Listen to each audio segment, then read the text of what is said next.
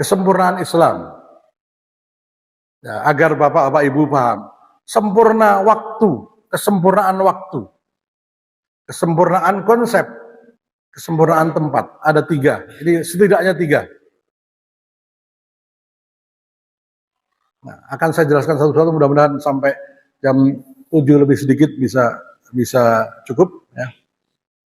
Kesempurnaan waktu selalu sesuai dengan perkembangan zaman. Bahkan Islam itu mendahului zaman. Apa yang belum ada sudah ada dalam Islam. Ya. Tadi saya contohkan, proses kejadian manusia itu sangat lengkap. Dari mulai embrio, lalu menjadi segumpal daging, lalu kemudian ada tulang, lalu tulangnya ini 3 periode ini baru ditemukan abad 20. Setelah ditemukannya alat untuk USG, ada seorang profesor dari Thailand masuk Islam. Kalau tadi yang ayat 2 laut itu menjadikan Profesor Maurice Bucaille namanya, masuk Islam. Ada seorang dokter, profesor dari Thailand, dia seorang dokter ahli kulit, masuk Islam setelah membaca ayat innal ladzina kafaru sawfa nuslihim nara kullama nadijat juluduhum baddalnahum juludan ghairaha liyadzuqul adzab. Sesungguhnya orang-orang kafir akan kami celupkan ke dalam neraka. Setiap kali kulit mereka mengelupas, kami ganti dengan kulit yang baru agar mereka merasakan sakitnya siksaan. Ternyata bagian tubuh yang paling sakit itu kulit paling luar. Coba dijiwit sing gede lak ra loro. Tapi jiwit cilik sakit yang mana? Nah, pas disuntik itu sakitnya pas di ujung, kalau sudah masuk nggak sakit, nggak terasa, ya nggak? Yang vaksin sakitnya, maaf Pak, itu pas ketika di ujungnya itu, begitu sudah ke dalamnya tidak. Masuk Islam deh, subhanallah. Ternyata bagian yang paling sakit adalah bagian kulit terluar. Makanya yang dibikin mengelupas adalah yang luar, ganti lagi biar merasakan sakit yang paling sakit. Masuk Islam. Nah, itu baru ketemu setelah sekian tahun. Dan masih banyak lagi rahasia-rahasia seperti itu. Itu baru dari sisi ilmu pengetahuan. Mudah-mudahan ada waktu saya jelaskan mukjizat Al-Quran dari berbagai macam sisi, dari kesehatan, sisi sains, supaya kita tambah yakin. Ini agama bukan main-main. Orang mengurus sholat tok, ya. Makan diurus, minum diurus, ekonomi diurus. Mana ada teori ekonomi Hindu? Ada nggak? Teori ekonomi Islam ada. Saya pernah ngobrol sama sarjana ekonomi tentang ekonomi Islam. Nah, saya jelaskan berdasarkan kitab fikih yang saya pahami. Nah, saya jelaskan apa itu mudharabah, apa itu murabahah, apa itu gharar sebagainya. Pelung dia. Ustadz ngambil S2 ekonomi ya? Enggak. Loh kok tahu? Itu kitab fikih dasar Pak, Kifayatul Akhyar. Komplit sekali. Yang pernah baca Kifayatul Akhyar itu komplit sekali pertanyaan tentang muamalah. Itu sampai sedemikian lengkapnya. Jangankan kok ekonomi, masuk WC itu aturannya lengkap. Masuknya kaki kiri, keluarnya kaki kanan. Sebelum masuk baca doa, ya, Allahumma inni a'udzubika minal khubuthi wal khaba'ith. Ketika di dalam, kencingnya jangan berdiri, jangan menghadap kiblat. Lengkap sekali, hanya urusan yang dianggap sepele. Neng bayar. Kok swarga gratis? Masuk WC bayar, swarga pengen gratis. Saya itu pernah waktu ngisi kajian, kebetulan di perjalanan kebelet mau PAK, akhirnya mampir di pom bensin. Masuk ke kamar mandi, saya lupa, balik dulu ngambil uang. Termenung saya, Allah, ini mau masuk tempat yang paling kita hindari, kecuali pas kepaksa saja, orang bayar, orang penak, masuk swarga kok orang ndo sangu itu loh. Kok orang isin karo Gusti Allah. WC aja 500 isin, Infak kok 1000, Masya Allah. Makanya ya, orang sering menganggap sepele, padahal surga Allah itu mahal. Ya, sahabat sampai hartanya diserahkan untuk suatu yang mahal, kita menyepelekan. Nah, kita lanjutkan. Islam itu lengkap sampai Allah tidak mau 1 menit pun kehidupan manusia ini tidak ingat padanya. Coba. Begitu di dalam tidak boleh ngadep kiblat, keluar gufronak. Orang itu nggak nganggep bahwa BAB, BAK itu ada ampunan di situ. Ketika kita masuk, seluruh kotoran keluar, dosa pun ikut keluar. Gufronak. Semoga Allah mengampunimu. Alhamdulillah, segala puji bagi Alladzi adzhaba, yang menghilangkan ani dariku ada segala penyakit, wa'afani, dan memberikan aku afiyah, keselamatan. Tidak ada nikmat yang lebih tinggi daripada al-afiyah. Allahumma afini fi badani, Allahumma afini fi bahasa dan seterusnya. Itu afiyah. Itu hanya masuk WC, dungone, donga sing paling utama, minta afiyah. Apalagi sholat, apalagi haji. Begitu komplitnya. Coba tanya, orang Kristen, cara masuk WC apa? Surat dipikir. Cara berhubungan suami istri, tidak dipikir semua, tidak ada. Ya, ibadahnya memang dino minggu tok. Orang Islam dari menit ke menit. Naik mobil, Bismillahirrahmanirrahim. Keluar rumahnya, Bismillahirrahmanirrahim. Ya, masuk mobilnya, ya, Bismillahirrahmanirrahim. Subhanalladzi sakharul hada dan seterusnya. Bismillahirrahmanirrahim. Ada tanjakan, Allahu Akbar, turun, Alhamdulillah. Komplit banget loh. Jangan sampai ada yang terlewat makan baca bismillah, lupa diajari bismillah fi awwalihi wa akhirihi. Coba. Open banget loh. Sedetail itu kok kita nggak bangga. Sampai ketika ada orang Yahudi bilang, hal allamaka nabiyyuka hatal khiraah. Wahai Abu Darda, apa benar nabimu ngajari kamu ya neko-neko sampai urusan ke WC pun diurus? Abu Darda yang dihina bukan tersinggung. Naam, allamana nabiyuna hatal khiraah. Betul. Nabi saya mengajari bahkan urusan cebok. Maka betapa berdosanya kalau cebok pun diurusi kok ngurus negara, dikatakan Islam tidak pas. Munafik ini. Ya. Bagaimana mengatakan saya bangga dengan Islam sementara syariatnya ditolak. Sekarang sudah paham toh siapa-siapa yang industri munafik? Nah, jenderal, profesor, doktor, tapi anti syarat Islam, munafik. Munafik ini nggih ngakune Islam, nggih salate padha dhewe. Ya, jubahe itu begitu gede. Ya. Wa idza ra'aitahum tu'jibuka ajsamuhum. Kalau kau lihat mereka, fisik mereka membuat kamu takjub. Gelarnya profesor, doktor, jenderal segala macam, takjub. Wa iya qulu tasma' liqaulihim. Kalau mereka sudah ngomong dobos, ya, tasma' kamu terpesona. Nah, kalau dulu ada yang hari-hari omong kosong, nah, sekarang tiap hari ngapusi. Nah, kamu terpukau dengan teori-teori mereka. Itu ciri munafik. Memang mengagumkan di zahirnya, tetapi ka'annahum khusyubun musannadah. Mereka itu nggak ada apa-apanya. Ya. Karena sikap bencinya pada Islam membuat semua itu tidak ada nilainya di hadapan Allah. Ya. Selalu sesuai dengan perkembangan zaman. Apapun, bahkan sekarang ada yang nanya, Ustadz, apa hukumnya kripto? Islam bisa menjawabnya. Apa hukumnya bayi tabung? Islam bisa menjawabnya. Apa hukumnya sholat di luar angkasa? Jawabnya, kapan Thomas mangkat? Bagaimana cara sholat di luar angkasa? Kapan jengking apa? Ya? Saya jawab, kapan Thomas mangkat?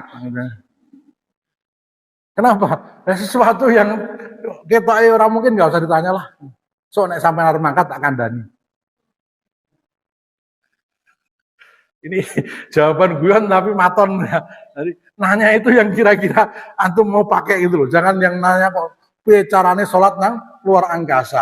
Nek sing takon ini apa namanya astronot nggak apa-apa. Kalau tanya cuma sekedar pengen tahu, esok nek sampean arep mangkat tak kandhani. Tapi itu pun ada jawabannya. Karena apa? Islam selalu memberi kemudahan. Setiap ada kesulitan, Islam memberi celah kemudahan. Itu pasti. Ya. Berlaku sampai hari kiamat. Agama-agama yang lain bahkan sekarang sudah tidak dipakai. Di Barat itu, agama terbanyak di Amerika bukan Yahudi, bukan Nasrani. Di Belanda bukan Yahudi, bukan Nasrani, tapi agnostik. Agnostik ada dua macam. Agnostik itu ada yang ateis, tidak percaya dengan Tuhan, dengan agama. Ada yang percaya dengan agama, tapi nggak percaya dengan hari akhir, dengan malaikat, dengan dosa. Pokoknya agama itu ya sudah cuma sekedar kayak kita apa namanya urusan nggak penting. Itu biasa disebut free thinker.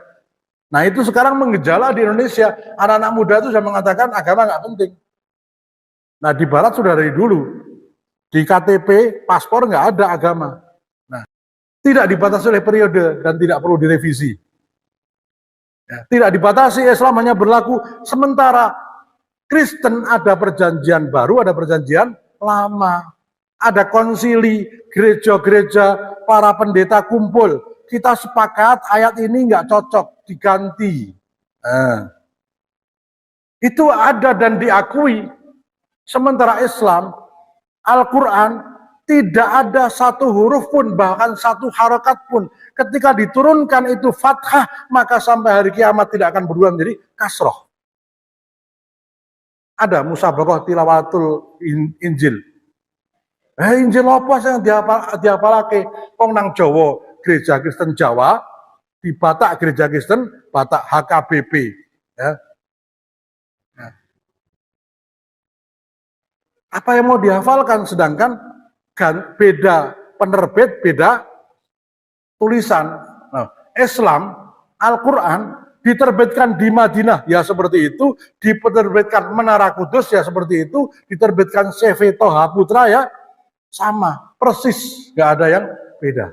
Begitu ada yang beda, langsung orang tahu. Itu mukjizat. Maka tidak perlu revisi. Nah, orang-orang mengatakan perlu direvisi penafsirannya. Ini orang keblinger. Di Pakistan itu ada usul Al-Quran dihilangkan ayat-ayat jihadnya. Namanya Furqanul Azim. Jadi ayat jihad itu dihilangkan karena ini menimbulkan radikalisme. Nah, itu. Di Pakistan, tapi banyak yang menentang. Nah, mungkin di Indonesia juga akan kayak gitu. Kalau kita membiarkannya. Selanjutnya, kesempurnaan konsep. Ini sangat penting. Islam itu ada bukan hanya ngurusi ibadah tok. Ya ibadah, ya muamalah. Ya tentang zakat, ya tentang ekonomi, ya tentang ketentaraan, ya tentang pendidikan.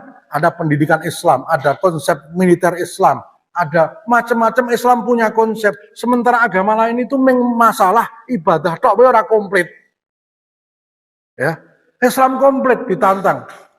Tibyanan likulli syai, menjelaskan, mengatur semuanya, apapun tadi di ayat depan. Nah, Islam itu ada pondasinya. Apa pondasinya? Rukun iman.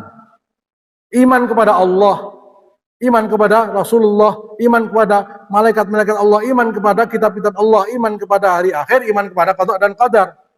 Nah, agama lain di pondasinya sudah hancur. Iman kepada Allahnya sudah hancur. Apa? Tuhannya banyak. Ya. Maka kalau mau bikin konsep, rapat dulu itu Tuhan. Makanya nggak jadi-jadi konsepnya. Karena belum sempat rapat. Nah, ini pondasinya sudah hancur dulu, apalagi Islam juga mengatur bangunan utama, tonggaknya sholat, penguat-penguatnya zakat, puasa, ya. Pucuk yang paling tinggi jihad, buahnya akhlak, itu indah, bunganya akhlakul karimah. Orang dilihat Pohon itu kalau nggak dilihat buahnya ya bunganya toh. Ya, indahnya di situ, akhlakul karimah. Sampai urusan yang sepele, kalau kamu percaya kepada Allah dan hari akhir, ngomong yang baik atau diam. Oh. Kalau kamu percaya dengan Allah dan hari akhir, hormati tamumu. Oh. Hormati tetanggamu. Sampai lengkap begitu. Siapa yang tidak mencintai, tidak mencintai orang yang di bumi, yang di langit tidak akan mencintai kamu. Sampai lengkap semua tentang hubungan sosial, tentang ekonomi, bahkan tentang perang. Tidak boleh lari dari peperangan. Kalau mundur dengan sengaja, dia dosa besar. Nah kalau semua orang boleh mundur, kalah toh. Tetapi yang maju mati syahid. Tuh. Lengkap sekali. Apalagi yang nggak ada dalam Islam. Lawang cebok aja diatur. Ternyata urusan cebok bersuci itu dampaknya sangat besar. At-tahuru syatrul iman. Orang yang menjaga kesucian. Kesucian itu setengah dari iman. Coba lihat orang yang tidak peduli dengan kesucian. Mesti rasolat. Gitu. Mesti ora sholat. Orang mikir cewek berarti orang mikir sholat. Hancur agamanya. Rasulullah SAW pernah lewat satu kuburan. Beliau kemudian naruh apa? Pelepah kurma. Ya. Huma yu'adzabani. Dua ini sedang diadab. Wa ma yu'adzabani min kabir. Mereka diadab bukan karena masalah besar. Yang satu diadab karena kalau cebok tidak sempurna. Kenapa cebok nggak sempurna kok bisa diadab? Dia menyepelekan syariah Allah, sholat, menyepelekan kesucian, menyepelekan macam-macam. Itu baru dari satu hal yang sepele, akhirnya semua dianggap sepele. Nah, urusan pernikahan diatur, waris diatur, semua diatur. Itu bangunan utama, ada penguatnya. Ya, penguatnya apa? Akhlakul karimah. Cara bicaranya diatur, cara berjalannya wala tamsu fil ardi maroha. Jangan berjalan di muka bumi dengan sombong, ya. Jangan kau tinggikan suaramu. Jangan ngomong seperti cara ngomongnya khimar loh. Itu Quran ngurus tentang perang tapi juga ngurus tentang bagaimana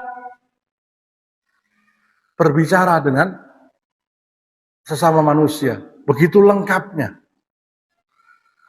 Sampai seolah-olah Nabi ya, tidak ingin ada satupun.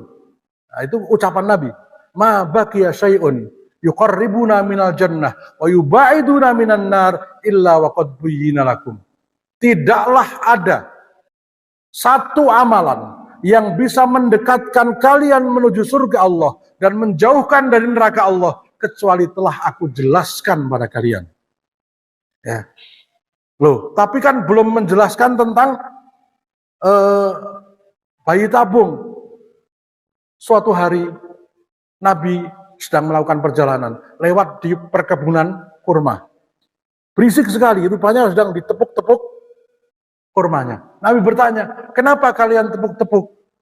Nah, orang yang dengar kalimat Nabi itu menyangka Nabi melarang untuk nepuk-nepuk. Akhirnya nggak ditepuk-tepuk itu kurmanya. Pada waktu panennya berkurang. Lalu mereka menghadap, ya Rasulullah, panen kami berkurang ya Rasulullah dari tahun lalu. Loh kenapa? Ya karena engkau melarang kami untuk menepuk-nepuk. Loh, saya nggak ngelarang, saya tanya, antum a'lamu bi umuri dunyakum. Kalian lebih tahu tentang urusan dunia kalian. Jadi kalau urusan duniawi itu, kalau tidak ada larangan, silahkan lakukan. Nah, maka soal komunikasi, silahkan mau pakai handphone, mau pakai surat, mau pakai silahkan. Pengobatan mau pakai bekam, mau pakai operasi silahkan. Selagi semuanya itu halal, silahkan dilakukan. Mau pakai sendok, mau pakai tangan tanpa sendok, mau pakai suru, mau pakai sumpit, monggo. Yang penting pakai tangan kanan. Nah, begitu luas dan luas Islam itu. Ya. Urusan duniawi ada aturannya, tapi memberikan keleluasaan. Ya. Suatu hari Rasulullah SAW pernah sholat jamak. Ya Rasulullah, di rumahnya. Apakah Anda sakit? Tidak. Atau habis bepergian? Tidak. Atau mau bepergian? Tidak. Kenapa kamu jamak sholatnya? Agar memudahkan umatku nanti. Untuk memudahkan umat nanti. Jadi prinsip Islam itu memudahkan. Mbok menawa suatu waktu ada ibu-ibu yang repot punya anak kecil mau sholat belum sempat mandi, sementara waktunya mepet, anaknya nangis kekejar, ya sudah urusi anak dulu, nanti sholatnya di jamak. Dasarnya apa? Ya Nabi pernah jamak tanpa ada sebab, tapi jangan tiap hari. Ya. Itu namanya jamak saksir. Nah. Dalam kitab Sahih Bukhari, Jabir bin Abdullah, seorang sahabat yang sangat terkenal, datang ke masjid pakai jubah, pakai imamah komplit. Wis, kaya wong arep salat yang tiba-tiba sampai di masjid dicopoti kabeh.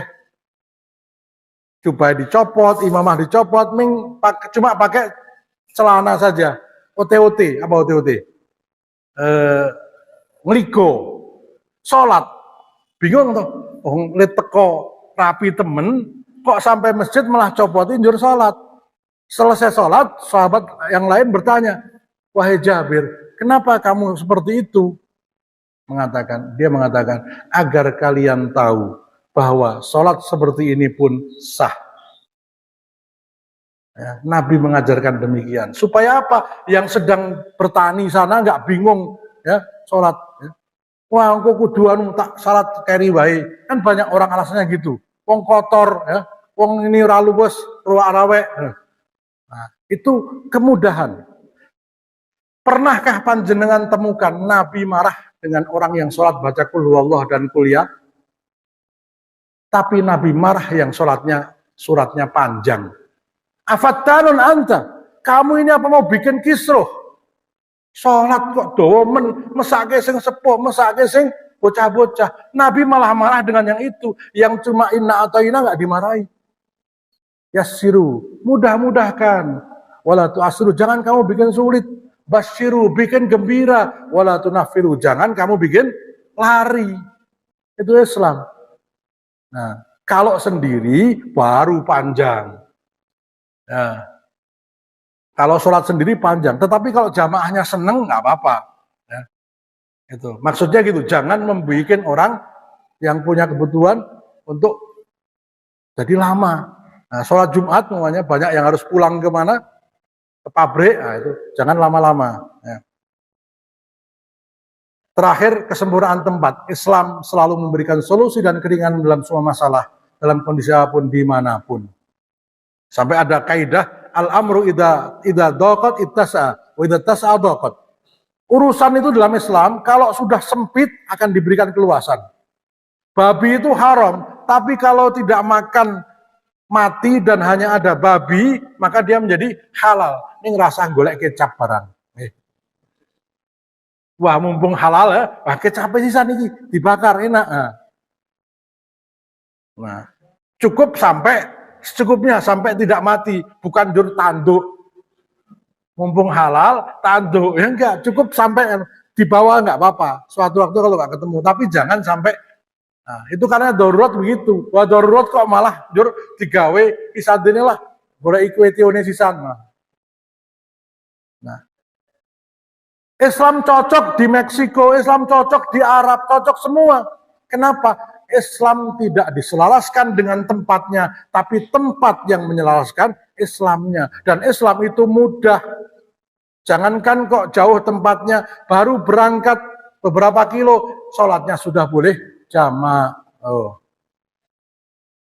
Mau berangkat kerja, repot, lewudu, sebelum berangkat kerja, ya, kakinya di wudhu dulu, semuanya wudhu, kemudian pakai kaos kaki, pakai sepatu, nanti nggak usah dilepas, sepatunya nggak apa-apa. Kalau di rumah sehari semalam, kalau di luar rumah sedang bepergian 3 hari 3 malam, loh, kan mudah.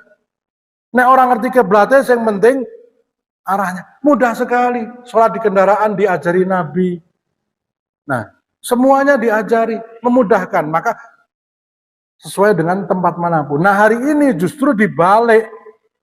Adat istiadat bukan yang disesuaikan dengan Islam, tapi Islam yang disesuaikan dengan adat istiadat. Karena apa? Islam agama pendatang. Loh, keblinger tuh ini. Nah, wong buminya bumi Allah kok dianggap pendatang, sampean itu sing kesasar. Nah, Islam menjaga keragaman dan perbedaan dengan konsep toleransi. Toleransi, jangan ajari Islam tentang toleransi, karena justru agama Islam adalah agama yang pertama kali mengajarkan toleransi. Lakum dinukum waliyadin. Tidak ada satupun pemimpin dunia yang pernah membuat aturan kehidupan bersama dalam sebuah negara dengan keragaman agama sebelum Rasulullah. Rasulullah SAW membuat mitsaq Madinah, piagam Madinah. Kalian boleh tinggal di Madinah, tidak dipaksa. Islam mengatakan la ikraha fiddin, tidak boleh memaksa untuk masuk Islam. Maka ketika Salahuddin Al-Ayyubi menguasai Palestina, ya, itu panglimanya bilang, Al-Quran juga mengatakan, orang-orang itu kalau menaklukkan satu tempat, pasti akan menghinakan orang-orang yang di situ, merampok, memperkosa dan sebagainya. Nah, pimpinannya bilang, kami takut kalau kamu nanti menguasai Palestina, kamu akan balas dendam sebagaimana kami dulu melakukannya. Karena orang-orang Kristen membantai kaum muslimin sampai darah itu sampai sebatas lutut orang dewasa di Masjid Al-Aqsa. Apa jawab Salahuddin? I'm not this man, I'm Salahuddin. I'm Salahuddin. Silakan nonton film The Kingdom of Heaven. Saya bukan seperti mereka, saya Salahuddin. Saya Salahuddin. Begitu Salahuddin masuk, idhabu wa antum tulaqa. Sama seperti diucapkan Nabi. Nabi ketika mau menaklukkan Mekah, beliau takut-takuti. Ji'nakum bidzabh. Karena ini perang. Kami akan penggal leher kalian semua. Kalau enggak nyerah. Ada ketakutan. Begitu sudah masuk ke Mekah, idhabu wa antum tulaqa. Pergilah, kalian selamat. Nah, ini strategi perang diajarkan Nabi. Bahkan strategi bohong untuk peperangan diajarkan Nabi. Ketika ada seorang budak lari dari tuannya, minta perlindungan Nabi supaya dilindungi. Nabi, tolong ini diumpet ke, kemudian geser. Tuannya datang, ya Muhammad, apakah kamu lihat ada budak saya lewat sini?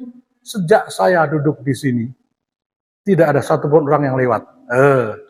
Karena lewatnya waktu saya di sini. Itu cara berpolitik pun diajari Nabi. Orang kudu ngapusi gitu loh. Sekarang kok sidik-sidik ngapusi kok sidik. Bab gak penting itu mbok jangan ngapusi gitu loh. Ini jadi kebiasaan. Nabi itu bahkan urusan kayak gitu pun beliau tidak mau ngapusi. Geser sih, ini ampun ditiru nggih mangke nek apa-apa. Wah, aku bar nang kene ora ono apa-apa. Maksudnya jangan ditiru di situ, jangan kemudian dimanfaatkan untuk kepentingan pribadi. Ya. Loh kok entek iki? Jangan nih, saya mangan sopo. Nah, sejak saya di sini nggak ada yang makan ini. Sejak saya di sini mau kayak nang kene sing entek aku. Tapi ini untuk kebaikan, bukan untuk gaya ngakali ya. Nah, toleransi itu yang punya Islam. Silahkan kalian beribadah. Kami tidak akan beribadah secara kalian. Kalian juga tidak perlu mengajari kami tentang Islam. Tetapi Islam mengajarkan la tasubbu